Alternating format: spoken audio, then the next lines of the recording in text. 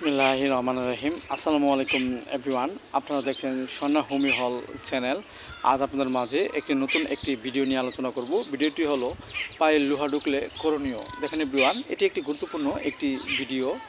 পিরেক বিভিন্ন ধরনের হয়ে থাকে। দেখা যাচ্ছে কাচের পিরেক, লোহার পিরেক, পিন পিরেক, কাঠের ছাল, কাঠের টুকরা ইত্যাদি বিভিন্ন ধরনের পিরেক হয়ে থাকে। সেভিয়ান, এই পিরেক যদি আমাদের পায়ে ঢুকে তাহলে আমাদের দেখা যাচ্ছে চলাফেরা কিংবা হাঁটাচলার ক্ষেত্রে অনেকটা বিপদের সম্মুখীন হয়ে থাকে। সেভিয়ান, এই রোগটি আমাদের মাঝে হলে আমরা যে করণীয় বিষয়গুলো জেনে সুস্থ হতে পারি। যেমন দেখা যাচ্ছে একজন ব্যক্তি যদি কোথাও ঘুরতে যাইছে এবং ঘোরার ফলে হঠাৎ যদি পায়ে যদি কোনো কিছু লোহাদ্রব্য কিছু ফুটে এবং খুব ব্যথাদায়ক যন্ত্রণাদায়ক হয়, সহজে সরতে চায় না, তাহলে আমরা এসব লক্ষণে আমরা যে ওষুধটি সেবন করতে পারি সেটা হলো লিডাম্পাল 30।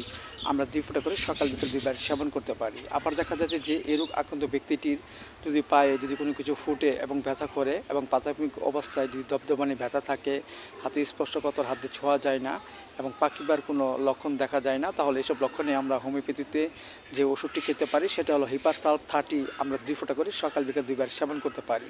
আবার দেখা যাচ্ছে যে আমাদের পায়ে যদি কোনো কিছু লোহাদ্রব্য কিছু ফুটে এবং সেটা খুব ব্যথা করে এবং 2-1 দিন চলে গেছে, সরতে চায় না এবং ধনুষ্টঙ্করের যদি কোনো লক্ষণ দেখা দেয়, তাহলে আমরা হোমিওপ্যাথিতে যে ওষুধটি খেতে পারি সেটা হলো হাইপেরিকাম 200। আমরা 2 ফোঁটা করে সকাল বিকেল 2বার সেবন করতে পারি।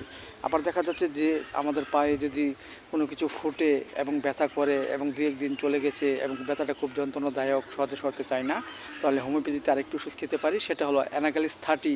আমরা 2 ফোঁটা করে সকাল বিকাল 2বার সেবন করতে পারি। এবং পাশাপাশি আমরা একটি হোমিওপ্যাথি বায়োকেমিক বড়ি খেতে পারি সেটা হলো সাইলোসিয়া 6S। 4টি করে বড়ি চিবিয়ে আমরা হালকা গরম গরম পানি সকাল বিকাল 2বার সেবন করতে পারি। এত করে আমাদের মাঝে যে যদি পায়ে কোনো কিছু লোহাদ্রব্য ফুটে এবং তা আস্তে আস্তে বের হয়ে যাবে এবং আমাদের মাঝে সুস্থবোধতা ফিরে আসবে। সেভিয়ার, ভিডিওটি ভালো লাগলে অবশ্যই আপনারা লাইক দেবেন, সাবস্ক্রাইব করবেন এবং আমার এই নতুন চ্যানেলটি সকলের মাঝে সবাই শেয়ার করে দেবেন। সবাই ভালো থাকেন। Thank you so much.